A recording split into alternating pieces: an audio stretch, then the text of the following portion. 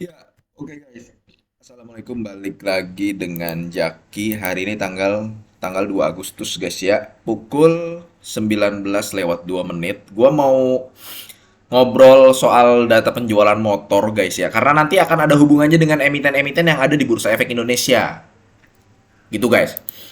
Udah banyak perusahaan yang rilis laporan keuangan kuartal 2 2024. Gue belum bahas satu-satu dan udah ada banyak yang komen, "Bang, coba bahas Avia. Coba bahas apa tuh? MPMX, terus bahas Suni tadi udah, Antam udah gue bahas. Adaro ITM-nya kayaknya belum keluar ya, sampai sekarang kayaknya belum keluar. Bahas Akra bang, kemudian banyak lah yang udah komen-komen. Tapi sekarang gue pengen ngomongin soal eh, penjualan motor. Nah gini guys, penjualan motor itu ya ini terhitung dari, gue ngambil data ini dari Asosiasi Industri Sepeda Motor Indonesia. Dan yang gue dapatkan datanya adalah dari tahun 1996. Tahun 1996 penjualan domestik itu 1,3 juta unit, ekspornya itu 50.000 unit.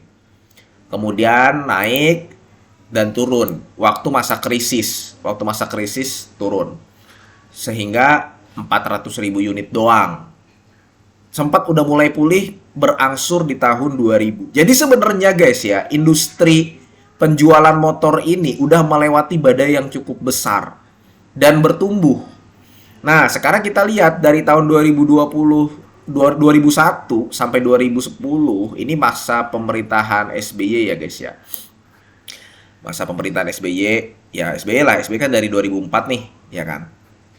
Dan presiden sebelumnya itu penjualan motor ya walaupun gak ada hubungannya sih ya, ada sih sedikit lah, tapi intinya yang mau gue sampaikan adalah penjualan motor di domestik itu 44 juta unit dari tahun 2001 sampai tahun 2010 ya. Kemudian tahun 2011 sampai tahun 2020 penjualan sepeda motor itu mencapai 60 juta unit. Ini juga masih zaman SBY ini dan sampai di zaman Jokowi. Tahun 2020 itu waktu lagi pandemi. Pandemi itu roboh. Nah, kemudian mulai meningkat lagi guys. Di tahun 2021 5 juta, tahun 2022 5,2 juta, tahun 2023 6,2 juta. Tahun 2024 sekarang sudah mencatatkan 3,1 juta. Sebenarnya kalau lu lihat berita, dibandingkan semester 1 tahun 2023, penjualan motor sedikit turun. Sedikit turun. Tapi sebenarnya kalau lu lihat secara full year, penjualan tahun 2024 berpotensi mengalahkan penjualan di tahun 2023. Seperti itu guys. Karena kalau kita lihat trennya, nah ini guys. Nah ini ya, nih kelihatan ya. Nah ini tahun 2024 nih. Sudah mulai berangsur pulih sejak sempat roboh di bulan April. Jadi sebenarnya kalau dibandingkan dengan penjualan mobil, beberapa waktu lalu kita kan sempat buat video soal data penjualan mobil. Beberapa kali tuh gue buat video dan ada hubungannya dengan Astra Internasional. Penurunan penurunan penjualan mobil itu lebih besar daripada penurunan penjualan motor. Salah satu faktornya ya kan sama-sama ada ini ya, perlambatan ekonomi, sempat ada mengalami masa pandemi. Tapi yang gue lihat harga jual motor itu lebih terjangkau. Jadi meskipun ada sedikit kenaikan, bukan sedikit sih, ada cukup banyak kenaikan barang baku, bahan pokok dan sebagainya.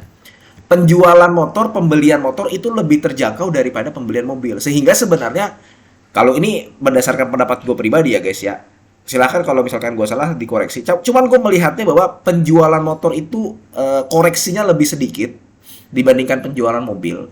Karena kenapa? Ya karena harga jual motor lebih terjangkau. Jadi nggak cuma masyarakat kelas atas aja, menengah atas yang bisa beli. Masyarakat menengah bawah pun bisa beli motor gitu loh guys. Nah sekarang dengan harapan adanya potensi penurunan suku bunga, pembiayaan jadi lebih mudah, beban-beban juga jadi lebih mudah.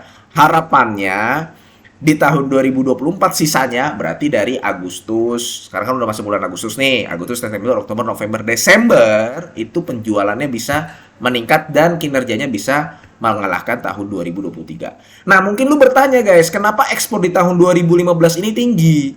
Ya kan, tadinya kan ini naiknya bisa 500% guys.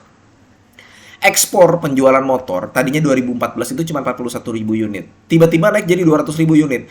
Itu ya, karena memang mulai dibangunnya pabrik keempat AHM di tahun 2014. 2015 beroperasi, 2015 skuter Matic itu diekspor pertama kali.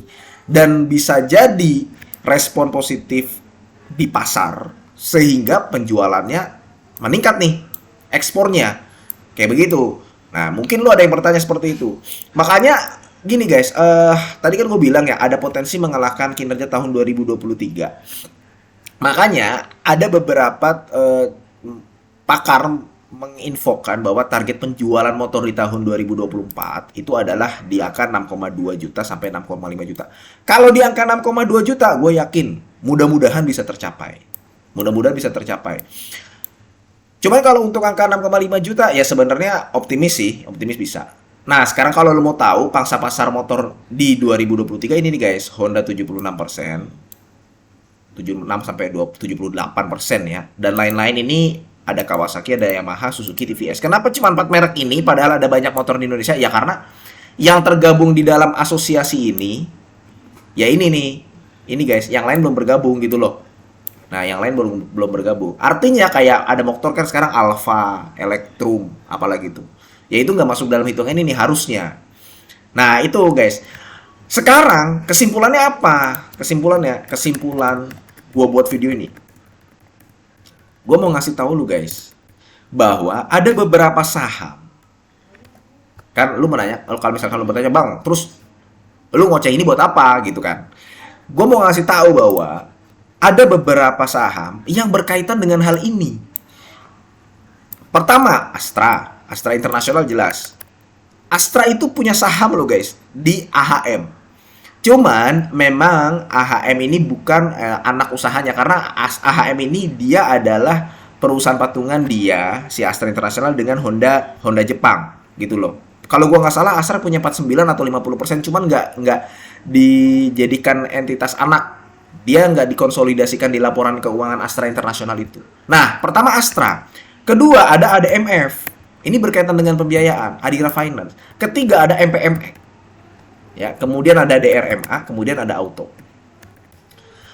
Kayak begitu guys. Jadi ini saham-saham ya yang bisa lu perhatikan. Silahkan kalau misalkan ada yang lain. Gua saking banyaknya baca laporan keuangan perusahaan, kadang suka lupa ya industri-industri ini apa. Cuman yang mau gue sampaikan adalah gini, lu bisa memperhatikan saham-saham ini apabila sudah melihat data bahwa hasil di semester 2 tahun 2024 itu sudah mulai menunjukkan adanya tren yang positif. Kayak gitu loh guys. Dengan kondisi seperti ini aja ya, lu bisa lihat laba-laba perusahaan-perusahaan ini. Astra Internasional itu bisa loh dapat dividen dari Astra Honda Motor itu 3 triliun sendiri. Lebih besar daripada dapat dividen dari Astra Daihatsu. Jadi dividen dari AHM lebih gede daripada Astra Daihatsu. Kalau gua kemarin baca laporan keuangannya Astra, kalau gua nggak salah dia dapat dividen dari Astra Daihatsu itu sekitar 1 triliun. Dari AHM itu bisa 3 triliun sendiri. Dan itu lebih meningkat dibandingkan tahun 2022. Tahun 2023 lebih meningkat daripada tahun 2024 ya, di laporan keuangan tahun 2024 lebih meningkat daripada tahun 2023. Jadi dividen dari AHM itu 3 triliun, Astra cukup gede sebenarnya. Walaupun ya 3 triliun sebenarnya bagi Astra kecil karena dia pendapatan penjualan mobil sama alat berat United Tractor itu lebih gede banget, bisa 45 triliun, bisa berapa tuh? 80 triliunan lah. Tapi intinya begitu guys ya, lu bisa memperhatikan saham-saham ini. Harapannya trennya tetap akan naik di bulan Juli, Agustus, September, Oktober, November, Desember untuk penjualan motor itu sendiri. Oke, mudah-mudahan video ini bermanfaat dan semoga lu sehat selalu ya guys, sehingga kita bisa bertemu kembali di video-video selanjutnya. Ini bukan ajakan jual beli, gua akhiri. Wassalamualaikum warahmatullahi wabarakatuh.